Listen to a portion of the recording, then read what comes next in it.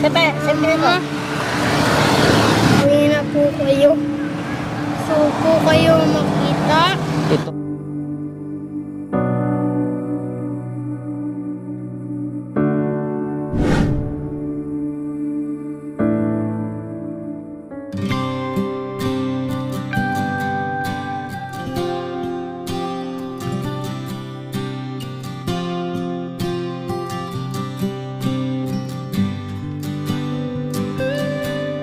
Magandang umaga po sa ating lahat mga kabayan. Habang tayo ay nasa biyahe, meron tayong napansin mga kabayan, no? Maglula ito at merong daladalang mga kalakal sa maliit nilang mini pedal mga kabayan. Kaya sa umagang ito, tara, puntaan natin sila. Hello! Good morning! Dito na kami. Nangangalakal po kayo. Anong pangalan ni Lula? Alicia Principado. Si Lula Alicia, ilang taon na po kayo? 69. 69. Kayo ay nangangalakal. Bakit tambay po kayo dito? Yes, sabay lang kami dito ba? Sabi daw niya, tulong siya. Nagutom. Anong pangalan mo ako? Charlie Sam Kaigas. Ilang taon ka na, be? 9. 9. Sinasamahan mo si Lola mo? Apo. Oo. Araw-araw mo sinasamahan si Lola? Bakit sinasamahan mo si Lola? Ha? Nangalakal. Nangangalakal. Ikaw yung driver niya? Ikaw nagda-drive? Apo. Oh, delikado Marunong ka na? Hindi ka nag-aaral? Nag-aaral po. Pag may pasok, nag-aaral kayo. Pag walang pasok, sinasamahan mo si Lola. Ganon. Apo. Lola, matagal yun na po itong ginagawa? Kung matagal na ni Cook sa dati, bata. Bakit ito po ba talaga ang trabaho nyo mula noon? Minsan maliis pa siya, 2 buwan, iiwanan na yan sa akin. Lahat. Tapos sigarilyo. Hindi, para makabili ko ng gatas. So, nasaan po yung mga magulang niya? Ayun po, ma'am, kay wala nang pakita. 2 buwan na sa aking kamay, pero hanggang ngayon... Bisaya kayo? Oo. Oo, nga, taga-asa sa Bisaya. Sa Tacundo na Casiliana. Pero nag-asawa, Ilongga. asawa ako, Cebu Dalagit. Paano nangyari, Lola Alicia? Hindi mo na alam kung nasaan na po yung mga magulang niya? Kayo na po nagpapalaki sa kanya? Ano pong nangyari? Ito, sabi daw niya, iwan niya sa akin ang 2 buwan ito. Opo. Maghanap ko na sa trabaho, sa bar. Hanggang ngayon, wala nang balik, wala nang nakita. Ang anak niyo lalaki, babae? Hindi, pamangkin ko lang. Pamangkin niyo lang po. So, naghanap ng trabaho, ang paalam niyo magtatrabaho sa bar. Tapos hanggang ngayon, 9 years old na siya, hindi pa nagpapakita. Hindi niyo po alam yung pamangkin ko yung nasaan na? Punta kami sa Manibaog. Sabi daw sa pulis, puntahan ninyo sa Kuan Biid. Pagpunta namin sa Biid, wala siya doon. Ewan ko kung saan sa... Ay, yung father po niya, yung papa, hindi niyo po Papa niya, alam. andoon sa Amsik. Ewan ko kung sino ng papa niya. Hindi niyo po alam. Hindi po alam. Nakawawa. Buti na lang nandiyan po kayo, Lola Alicia, na nag-aalaga sa kanya. Ilan po ang anak niyo? 3. 3. Ang isa sa Bicol. Opo. Ang isa Kadaway. Ang isa Cebu Dalaki. Nasaan po yung asawa niyo ngayon? Si tatay o si lolo? Wala na. Saan po kayo nakatira dito? Ako, nakatira ako dito dahil sa anak ko nagtrabaho sa Miranda. Opo. Ngayon, sabi daw niya, madala ko ng pera para puntahan niya daw. Pagdating ko, nagtrabaho siya. Sabi daw niya, maghanap na lang bahay, kubo. O tapos, Mabahay na kubo saan po banda? sa Kuan, Manuwali. Tagal na kayo dito, dugay na. Ano na, atong 2020. 2020, so mga 3 years na dito. Ayaw nyo nang umuwi ng Bacolod. Ayaw na, kaya wala man kami pamilya. Wala naman magulang ko. Mga kapatid niyo po, nandoon. Meron naman ako ang pamilya. Oh, pero dito, wala kayong mga kamag-anak. Meron, pero malayo lang. O malalayo, unlike doon sa Bacolod, nandoon halos lahat ng mga kaanak nyo.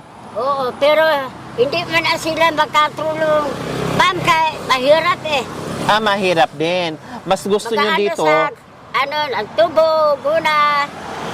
mas gusto nyo dito kasi makapaghanap buhay kayo tulad nito? Oh. Bakit lumuluha pa kayo, Nanay Alicia? Bakit po? Natuwa ako, pasalamat ako kahit dyan kayo naka-interview sa amin. Yan. Natuwa ako, pasalamat sa Panginoon, sa Diyos, nakapunta kayo, napakita kayo sa amin.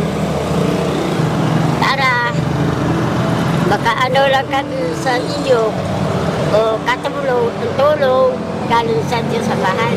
Opo. Ikaw naman, B. Charlie, hindi mo nakita si Papa? Hindi mo rin kilala? Si Mama? Hindi mo rin nakikita si Mama? Hindi mo rin kilala si Mama? Hindi mo hinahanap? Di man po. Ha? Di man po. Hindi. Bisaya ka din? Ha? Marunong ka magbisaya? Konti lang. Kunti lang. Kasi halos dito ka na lumaki, ano?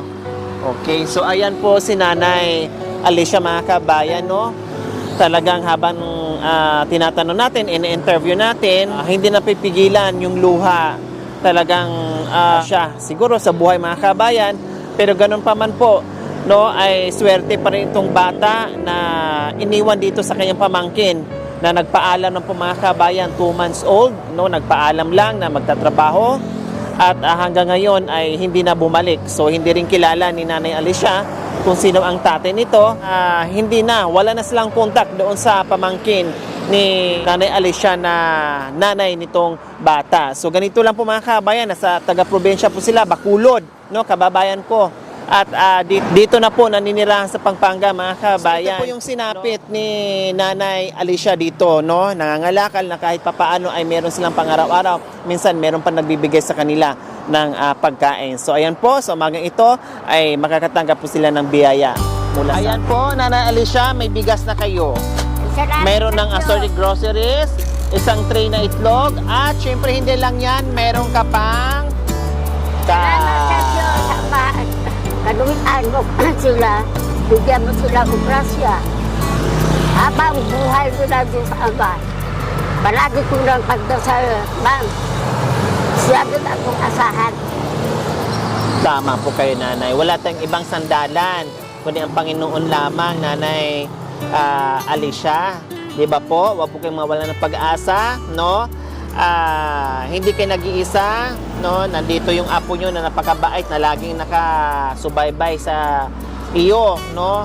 Talagang nandyan lagi sa inyo. At syempre, kailangan ka rin ng apo nyo dahil wala din siyang ibang inaasahan, no? Kundi kayo lang din, Nanay Alicia.